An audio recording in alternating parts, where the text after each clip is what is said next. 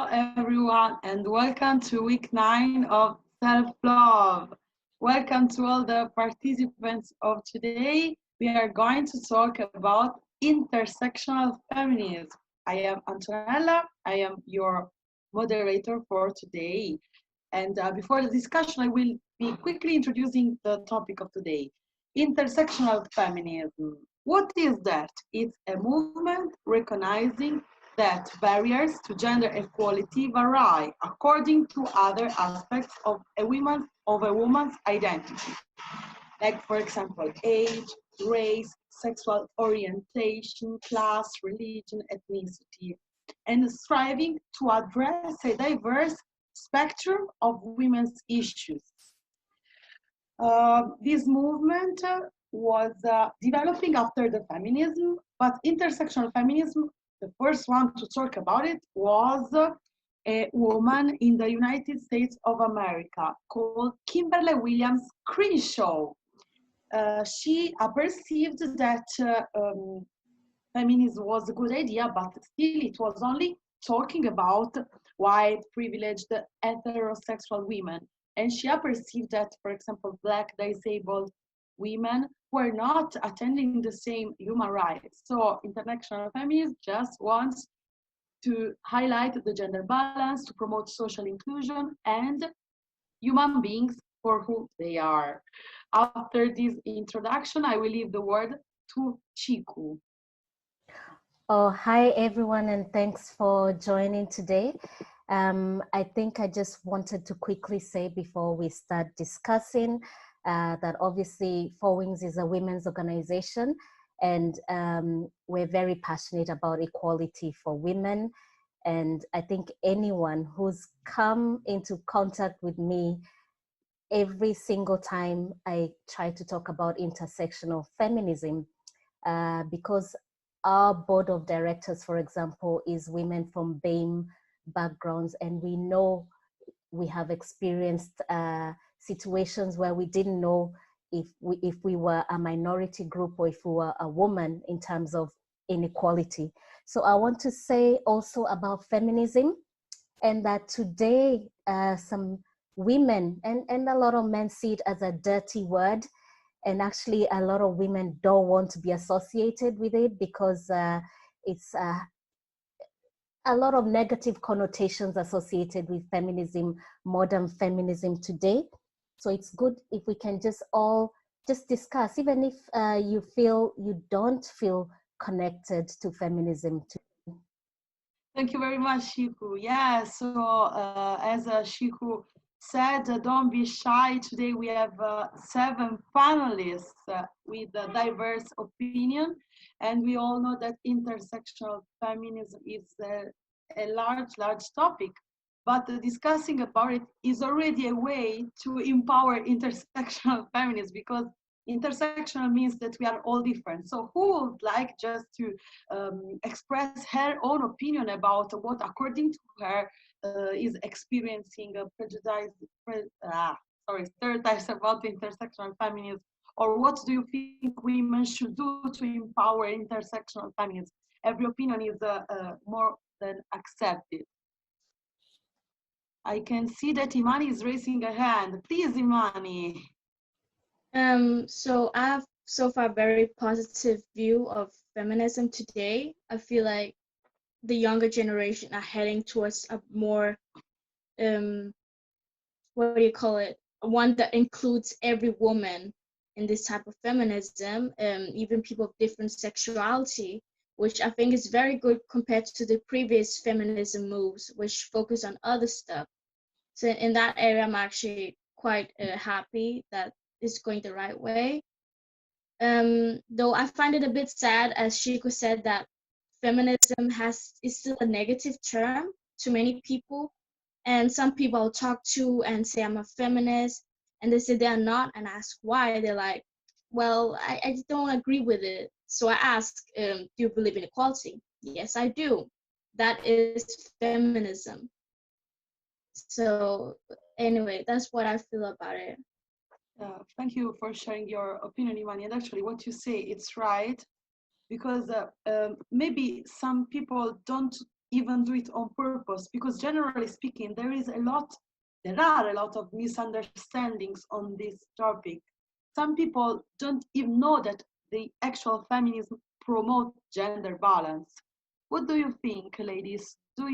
Have you ever talked with a man or women talking about this topic? Yeah, Ciiku, I can see that you raised your hand, please. Yeah, I'm just gonna comment on what Imani has said. So the topic is intersectional feminism. And I think the issue today is with women feeling and men feeling disconnected with the term feminism is because they just don't feel they can relate to some of the, what do you call it? Well, some of the issues that some feminists today are trying to work along. So I think, Imani, what you mean is what we're discussing today, intersectional feminism. Marie Claire, for example, went to an event together years ago it was about empowerment for women in business or something.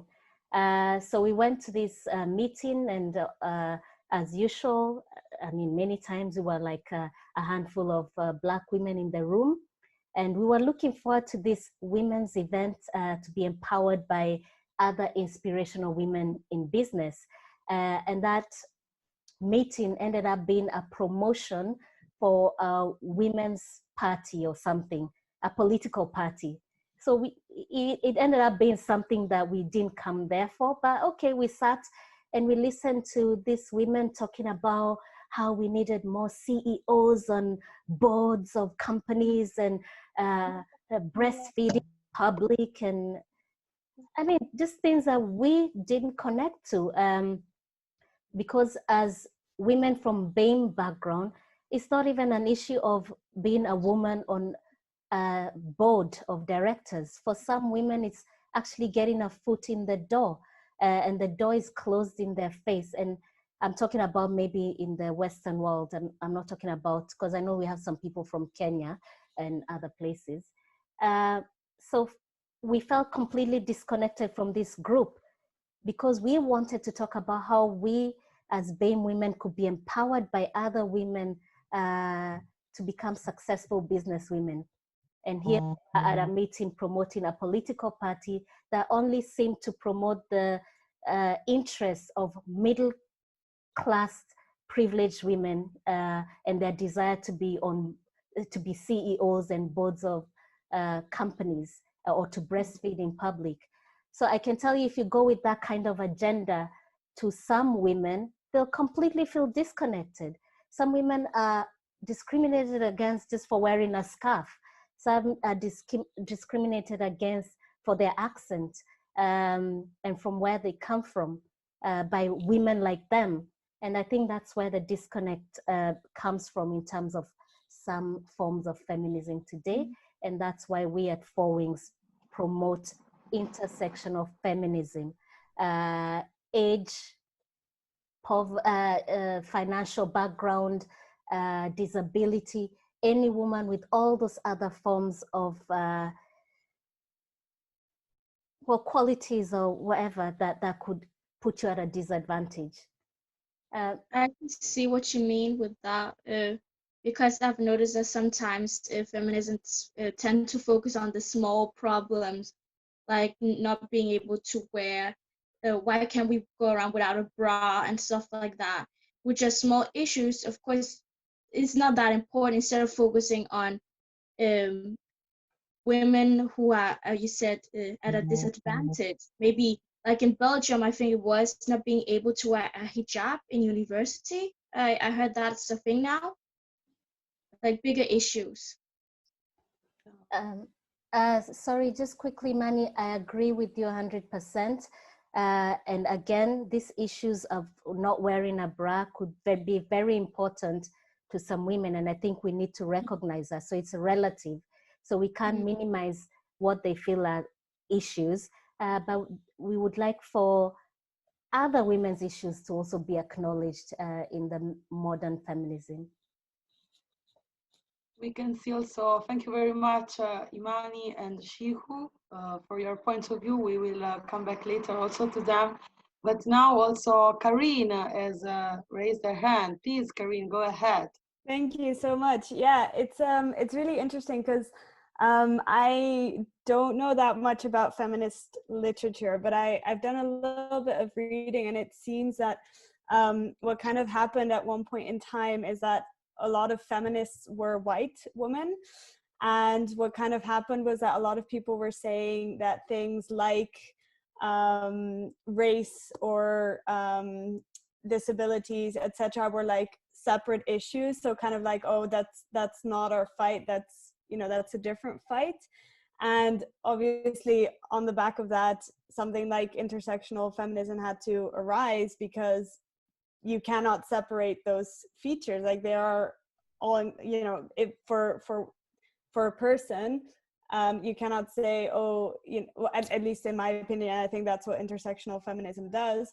You cannot say, oh, you know, on this one front you have to fight gender inequality, but then if you want to fight racism, you have to, you know, be in a different group with someone else, because they're not features that from your person that you can actually separate. They obviously all impact each other. So it's quite interesting, because I think a lot of the feminist literature does end up being very well, it excludes a lot of women very often, which is what you guys were saying as well. So yeah, it's very unfortunate, but definitely I agree with you guys. Thank you very much, Karine, for your for sharing your ideas, and thank you very much for having also mentioned the history of feminism. Well, briefly, it was born at the latest 19th century in the United Kingdom with suffragettes, a group of women that were building again the United Kingdom, because men went at war. So women were empowered. They, with their own hands, they were like putting stones, and that's why we have the "We Can Do It" the movement, the famous picture that has become so famous worldwide. So yeah, it's true. It was born like a movement mainly made up of white upper class educated women. So what Ciiku, Imani, and Karine were saying is that intersectional feminism means solidarity among women themselves. Thanks, Antonella. It's very interesting to hear what, you know, different women are saying about a feminist, because to me, when I hear about intersectional feminist, it really it's a powerful word, but also it's a broader concept, because it kind of describes various forms of inequality. And when we hear about feminist, obviously, most of us, or in my opinion, it describes the difference between gender and race. Because when you look about inequality with employment, so I can go back to what Ciiku said about this event, which actually I was very disappointed. But when we got to that meeting, it kind of confused me. Those people know what really feminism means. Is it about those powerful women being together and forget about the ones who don't have a job, don't have education? Because it should be presenting about inequality of all women. So it's kind of interesting really to hear about different view, but also it's a quite powerful word which also can have a negative impact on some people, unfortunately. But to me, it should be presenting the voices of those who actually have experienced inequality but don't have that voice to speak about themselves. So I'm really like I'm really passionate about feminism, but I'm also here to learn. So obviously I'm putting my opinion there. Thank you very much, Marie-Claire, for your testimony too. And I will just answer to the last sentence you said, that there are different forms of feminism. It's true. I have lots of lesbian friends of mine, so that are girls and are feminists, but also they promote and they think of LGBT community embodied into the intersectional feminist. So this is the testimony that you can be more than one category, under category of. Anyway, I can see that Shiro, Maggie, Gloria, you were listening to this discussion. Do you have any idea to comment, to share your point? Yes, Shiro. I was saying I'm here to learn. And this is all so new to me because we've never heard of anything like that in Africa. Already women are like the lowest of the lowest in Africa. And if you're a poor woman and uneducated, you're even lower than everyone else.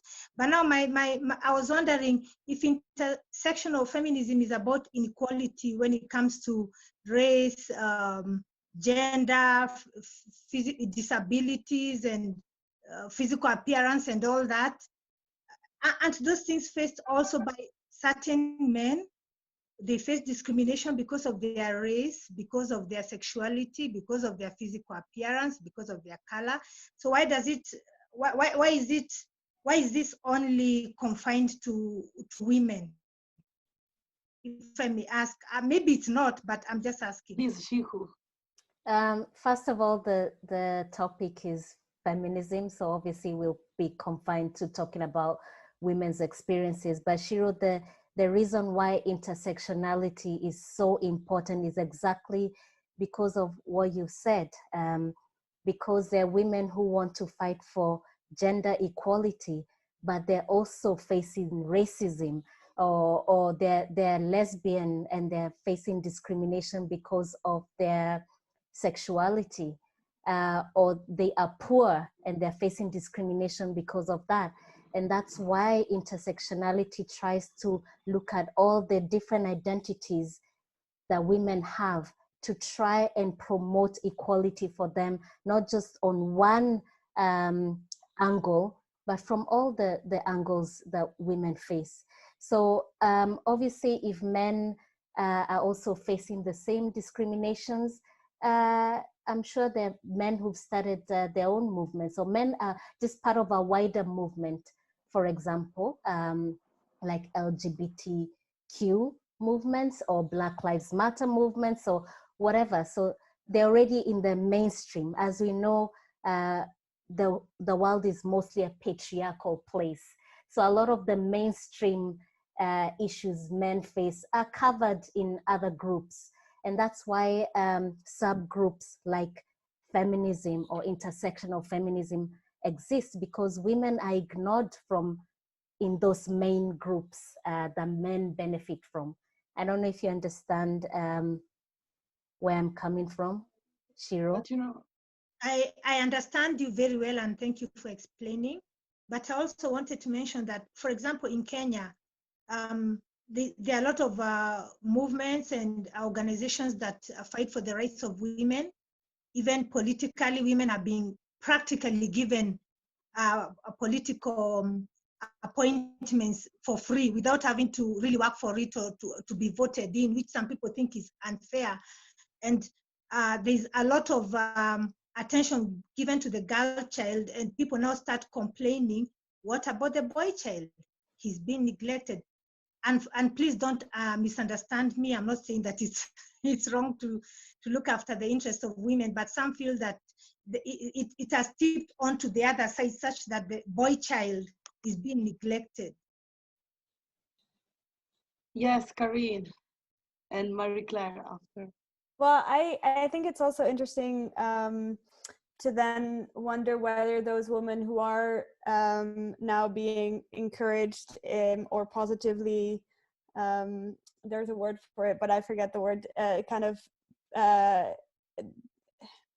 It's positive discrimination. Yeah, positively discriminated to kind of get to those jobs. And then I would be really interested to know in Kenya whether They are also giving those opportunities to women who are from lower socioeconomic statuses, with different sexual orientations, with disabilities, from different communities, tribes, countries, etc. Or if it's really those positive discriminations are aimed at women from a certain social class and from a certain background. It might not be, but that is what I would then ask, because that is something that is part of this idea of intersectional feminism, where all women are supposed to be, or where you would aim for women to have equal opportunities. And yeah, so if they are doing that, then that would actually be really, really interesting and fantastic.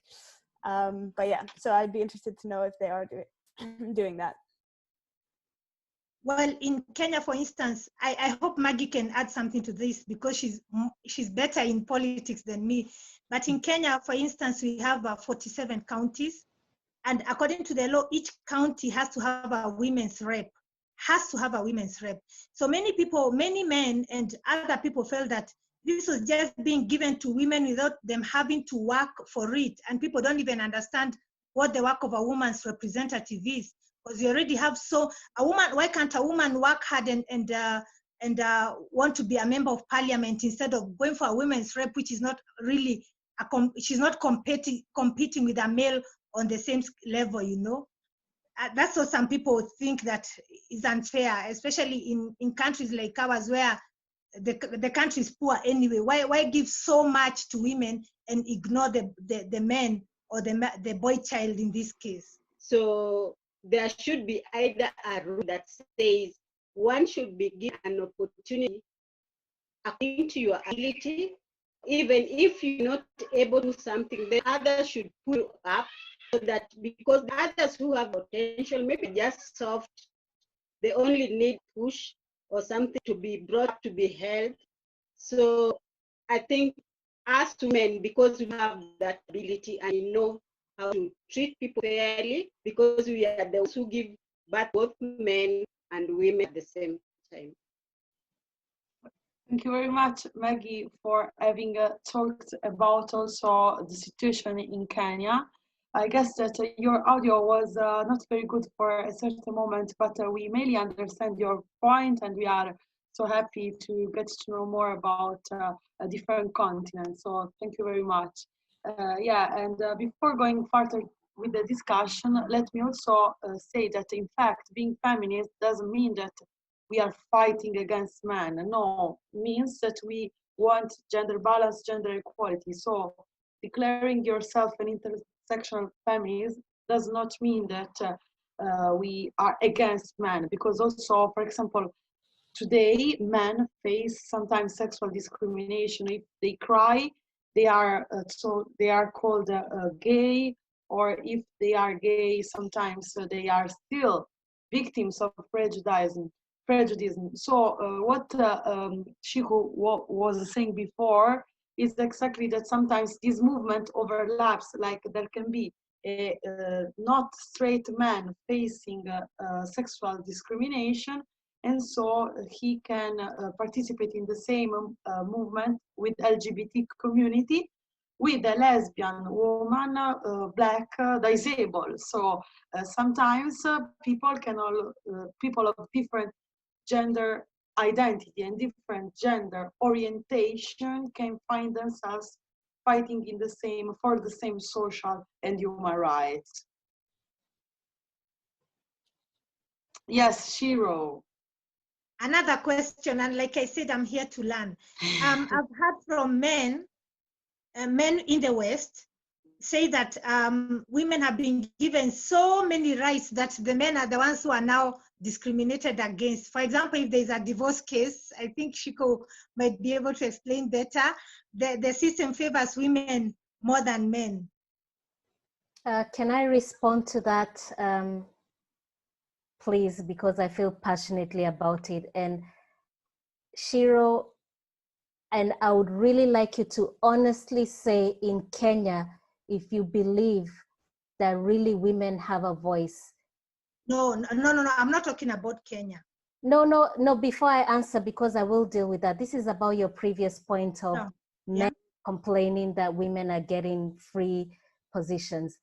Yeah. I want you to tell me on the ground, and even in every family up to the upper levels, do you feel that women in Kenya have a voice?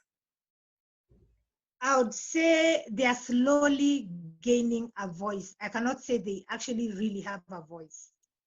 And how about normalization of gender violence against women and sexual violence against the woman and the girl child? Do you think those are issues or not? Definitely there are issues because, for instance, if there's a case of domestic violence and you go to report to the police, or they'll not even take it seriously.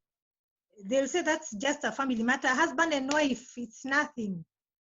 Yeah, so I think what I'm just trying to say is sometimes these extreme measures have to be taken. And of course, some people might not be happy, but they bring some progress. You yourself have said slowly women are starting to get a voice.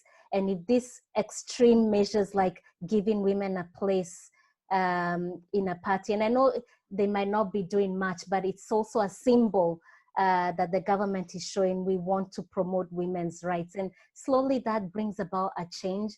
And maybe women like you can challenge these women who just have political seats and they're not doing anything. Then women like you can challenge them to represent all women. But I think that kind of small change is needed really to make some progress. In terms of men having no rights and divorce, I'm sorry, but this is where again intersectional feminism comes in. I didn't have that experience.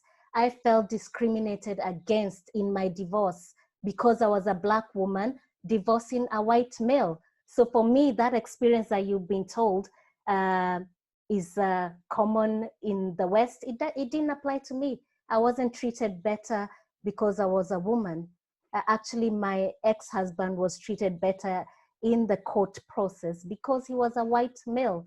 And that's why we're saying intersectional feminism is so important, because other women of maybe white women might feel a divorce process is, for them, it worked out well, and forget that there are women, Muslim women, Black women, and other women who do not have the same experience as them. Ciiku, I'm so happy you mentioned about your divorce, and also obviously I wanted to add it to what Shiro said. I think it was interesting for her to say that the intersection of feminists, it's not popular in Africa. I think that's what she said. It's not many people, she doesn't know. And to me, I'm actually thinking this, when you hear about international feminists, you also have to think about the freedom of free speech, because I think it goes hand to hand together, and if you think about the culture in Africa for how women, when you go back to the history and you see how women don't have the freedom of speech. So how are you going to, if intersectional feminism is a center voice of those who have experience in equality, and then whether it's political or cultural, whatever, doesn't give women the right of free speech.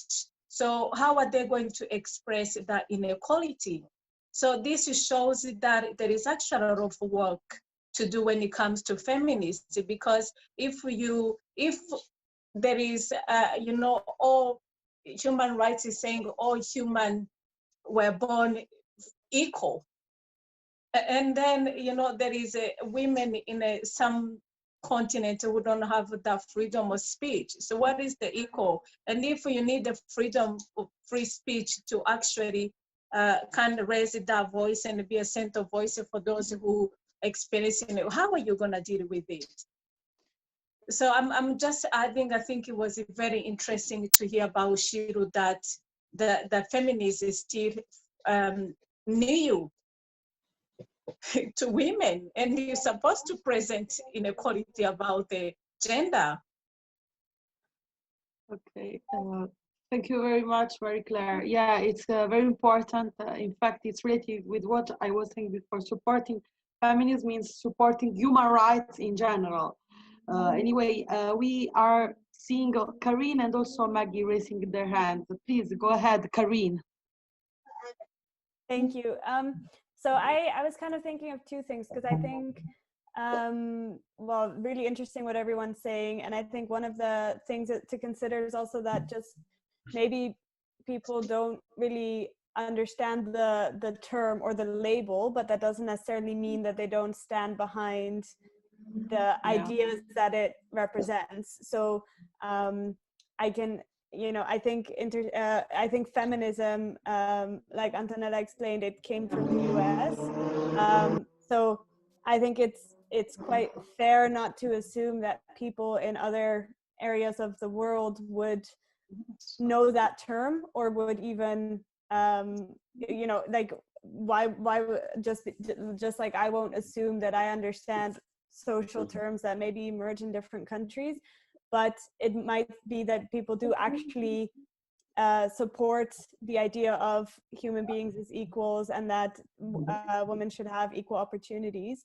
So that was one thing. And the other thing that I'm kind of thinking about as we're talking is that Shiro said something really interesting, which was that you said that a lot of the women, so they're accessing these positions without having the education, and the question is, why aren't they aspiring to the higher opportunities, maybe in parliament and stuff? And I think that in itself is already a sign of inequality, where maybe women aren't educated equally, or maybe they're not taught about these opportunities that they can aspire to that. I think you do really feel, or you do see, and I mean, this is from a very privileged point of view, but me, as a white person, as a white woman, I already see that when applying for jobs, my male counterparts, they have a really different approach. So they're like, oh, I only meet one of the one of the specifications in this role, but I will apply because why not? I'll just try.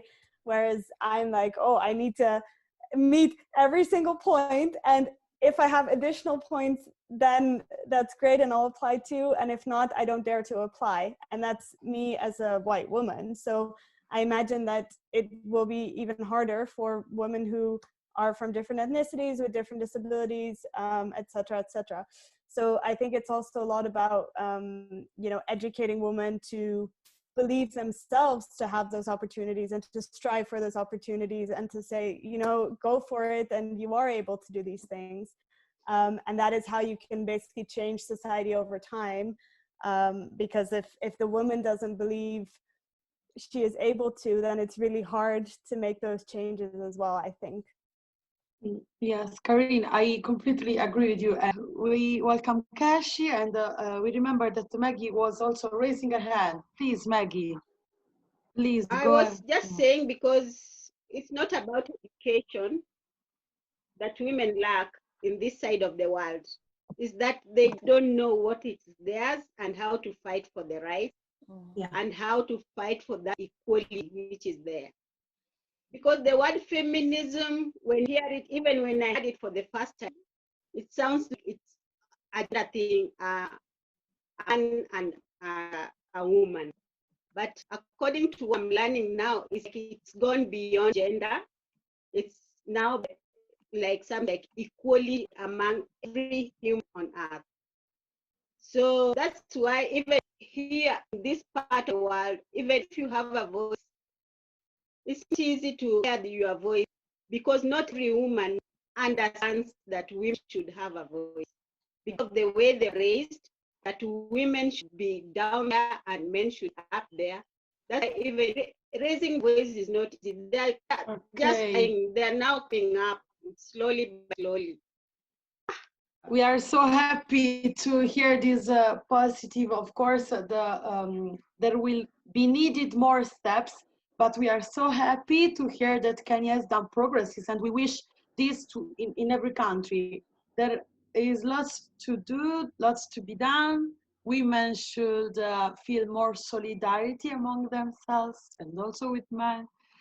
And now, since we have another last minute panelist that we want to include as well in the conversation, Kashi, would you please tell us what do you think about this intersectional feminism?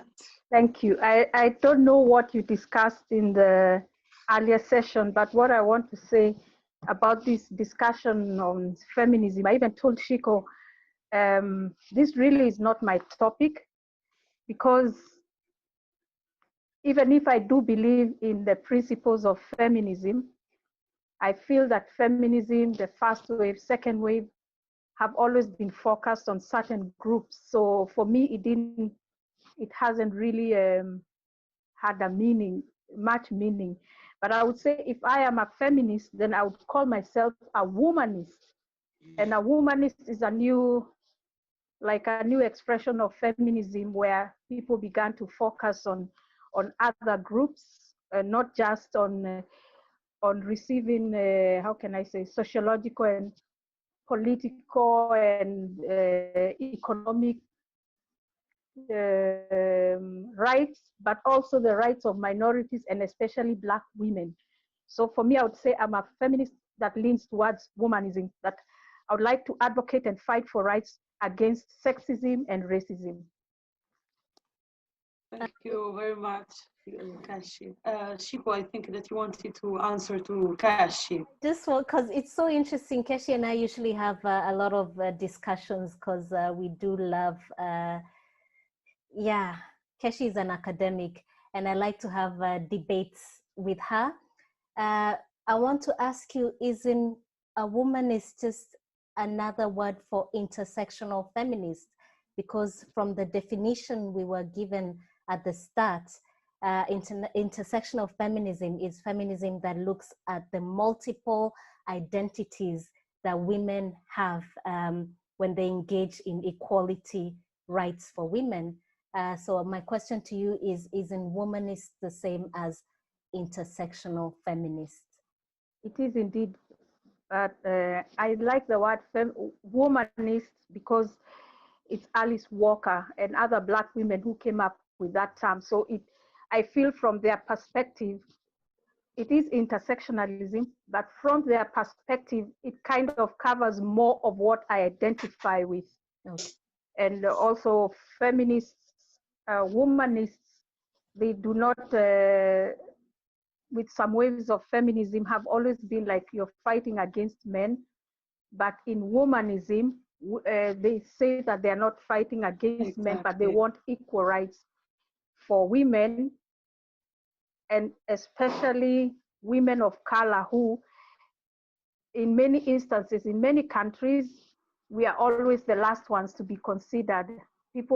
Some people have gained equality, but if you look at examples in the media where a woman is being harassed, it's not often you see feminists coming to fight for that woman if that woman is of color. But if it's a woman, generally, I'm sorry to say this, but if it's a white woman, then you see there's an outroar from feminists. And I'll give an example. In the US, where there was a policeman who slammed a schoolgirl. I think she was 15 years or 13 years old, slammed her down, face down, because the kids were having a party. And there were other girls of other races there. And I had no outroar from generally feminists asking, why are men doing this to a young girl? So that's why I say I'm for womanism and intersectionalism, but more of a womanist than a feminist. Thanks. Actually, okay, go Shiro, please go ahead. That's again the first time I've heard of that term, and it made me decide to look it up right away. And it says that womanism is used by some in distinction to the term feminism and its association with white women. So womanism is used more by women of color. Apparently, that's what I'm seeing. This is new to me too. It's a relatively new concept that was coined around 1983 by Alice Walker, though some people dispute and say there are some Black scholars, female scholars, who have used that in their work. I think I would go with womanism too, because I'm sorry to say, but I cannot be on the same level as a white woman in when it comes to privilege. Definitely, her experiences are very different from me as a Black African woman. I would like to say... I'm just trying to see all this. This is also new, to be honest. Okay, I would like to say something. I would like to answer to Kashi first. So it's a paradox that the United States, the country where intersectional feminism is born, still these racist and sexist episodes happen all the time. So I would like to say something to my Black friends, women, but also to all the people that will see. Intersectional feminism, feminist, womanism are different names of the same idea. So it's normal that since we live in globalization, there are different movements of different thinkings. But a white woman that has studied will never consider a competition with black skin women. Absolutely not. I also agree with Kashi. For example, I don't believe so much in some categories of feminism because they are misunderstood. But I believe in human rights, not even gay, not even lesbian, disabled, black, white, rainbow. For me, there is only one race that is human. Antonella, I just want to add something which actually, yes, I believe in human rights, but you need to realize that human rights is universal. There is those country, human rights work, which goes very well with intersectional feminism. You cannot talk about humanism or intersectional feminism without definitely talking about human rights. So those are countries which human rights work when it's implemented by country, also measured. If there is no, the government or any country doesn't implement and measure the human rights, definitely we know there is a lot of country which, it's just a human right, it's good on a paper, but it's not universal. It's just we need to bear in our minds that there is a lot of women who are still fighting for inequality. But with us being in the UK, where we have, there is a lot of freedom, freedom of speech, women kind of talking about feminism, we have a little knowledge about it, but those people don't. So it shows how, again, that it's a kind of a broader concept which many people will agree to disagree. Someone else would like to add some of the last comments about this discussion, ladies? Okay, Karine, please go ahead. I feel like I'm being very vocal today, so if someone else wants to talk, please take my spot. But no, one of the things that you actually said, Antonella, which I think is really interesting, that you feel like you would never be in competition with, for example, a Black woman, and I think that, to be really honest, we're really privileged to feel that way, because from our point of view, maybe, like, of course, if I would see a Black woman, I'd be like, no, of course we're equal, and we're the same in society. But the truth is we're not, because there are different barriers and factors that Black women will face that we have the privilege to not face. So I think it's also about recognizing that maybe as a white woman, I would feel in competition with a white male, but I would not feel in competition with a Black woman, but a Black woman would maybe feel in competition with me because society privileges me because of the color of my skin, simply put. Or the same with, with sexuality or with disability. or these kind of things. So I think it's a really, you know, I aspire and I would love to dream of a world where I would never be in competition with really anyone, where everyone's treated as equal. But that's I think the sad thing, that people do face different barriers. Thank you very much, Karine. And if I may answer to you, it depends if you see those privileges as a privilege. For example, I don't see it as privilege. I shared the last time the white privilege eating mozzarella. For me, that means white privilege, because for me, everyone should have the same privilege. And I will fight all my life. I am 24. I just started. I want to inform myself, educate myself even more. And in this association with Black directors, I grew up a lot, and I really think that they are inspiring me and all the women taking part in the sessions. Yes, Ciiku. I just want to say, obviously, Antonella, it's a good attitude you have, that you're saying for you, you don't feel any competition, and that for you, everyone is just a human being and they should have the same rights. I'm just going to go back to what Marie-Claire said, and what Karine has said is, though you may feel that way, unfortunately, in the world, there are institutions and structures that actually do enable and facilitate this kind of discrimination against Muslim women, gay women, Black women. So we need to be able to acknowledge that even though we ourselves do not think that way, there are institutionalized discriminations that take part to women, you know, and they will face them. And I think that's what this discussion is for, just for people like you to talk to other women who may not see this barrier and all these struggles that other women have, and think everything is okay. A quick example I'll just give is, for example, in the women's movement in rights to vote, both in the UK and in the US. So also women of color were involved in this rights to vote and fights for equality for women, you know, in the first waves and second waves, as Keshi said.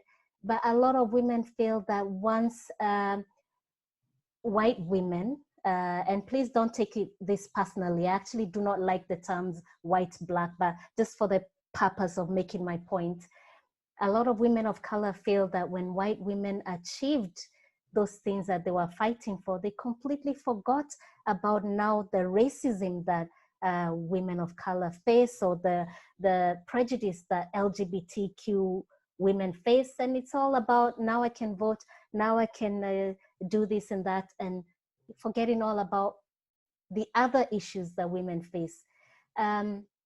Quickly, Shiro, also, we could forget about issues that African women face, because we're in a situation where we have a voice. Marie-Claire said we have freedom of speech, and we just go about going on about we're fighting for freedom of speech, and forgetting that women in Africa don't even have a voice at all. So it's just realizing that wherever we are as women, there's always a woman who's worse off than we are, and that we need to support them. I think that's the basis of womanism. And I think I'm starting to connect more to womanism because of the negative connotation it seems that feminism has. But yeah, thank you. Okay, thank you very much, Ciiku. Someone else would like to contribute to this panel? Shiro, yes, please. I was going to say that I believe that education is key to all this, especially I'm talking about Africa. The African woman does not even know she has a right, she has a voice, and that's education and culture and religion all put together that makes them not be empowered. But I believe education is the key, because you see a very big difference between, for example, an African woman in urban woman and an African rural woman. There's a very big difference, and that's because of education and exposure.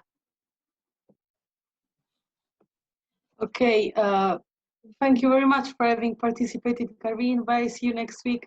Thank you for your testimony, Shiro. Thank you very much, Shiro, for your ideas to which Kashi would like to answer.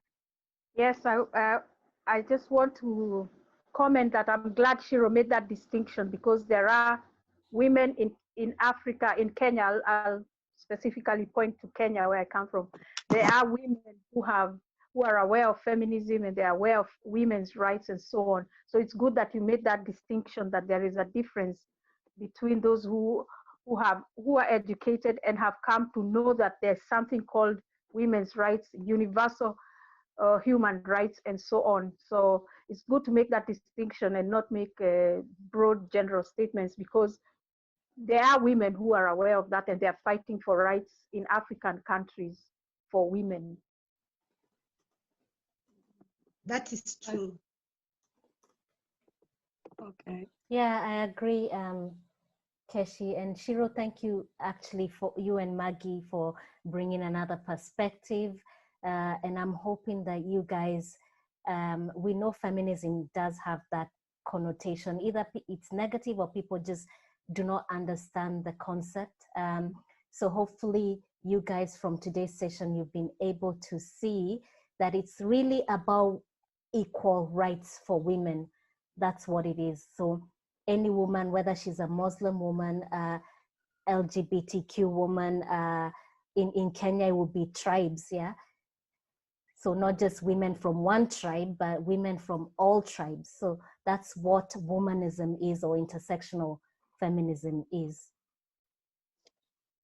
Thank you really once again. And to sum up, if youngsters of this discussion would like to give a final contribution, maybe Imani or Gloria, if you want to add something, or feel free to share. I would just like to say I agree about the educational part, because sometimes from what I've seen on documentaries, and I'm trying to watch Salah, is that if you keep being told that where you belong in society and what you're able to do, then you believe that's it, and you don't believe that you can do more in life. And that's why for a long time women didn't fight for better rights, because they didn't know they could be equal to men in the same way, or they had the right to. So I agree about a lot of those things. Also about, you know, how culture is a big part of it. Okay, ladies, if that's all, I don't know, Ciiku, if you would like to say a very last sentence to summarize. The people that will be watching this video will be happy to see you closing it. Yeah, I just think really we just need to think about whatever we call it, whether it's womanism or intersectional feminism, is that we need to think of the multiple identities women have. So women are not just one kind, and some women suffer multiple layers of discrimination, not just their gender, but their religion, their sexuality, and many other layers that women could be discriminated against. And so this kind of feminism or womanism is just to try and include all women. And for the women who are not in the, for example, in the Western world, it's thinking about tribal differences, and are certain women from a particular tribe benefiting more than other women, and shouldn't they try and lift other women up and not just themselves? That's really what womanism is, or intersectional feminism is. It's just about rights. It's not about hating men or hating some women. It's just about trying to include women in equal rights. Thank you so much, Ciiku. And okay, ladies, I really appreciate the panel of today. The discussion was very interesting. We do hope that the audience of this video will appreciate. We don't know, of course, everything. That's where our ideas. If you have other ideas, write in the comment below, subscribe, and we give you appointment for next week. It will be the topic, what is your favorite book and why? It will be a light topic. So we invite all of you, your friends, your family, relatives, acquaintances. See you. Bye. Bye.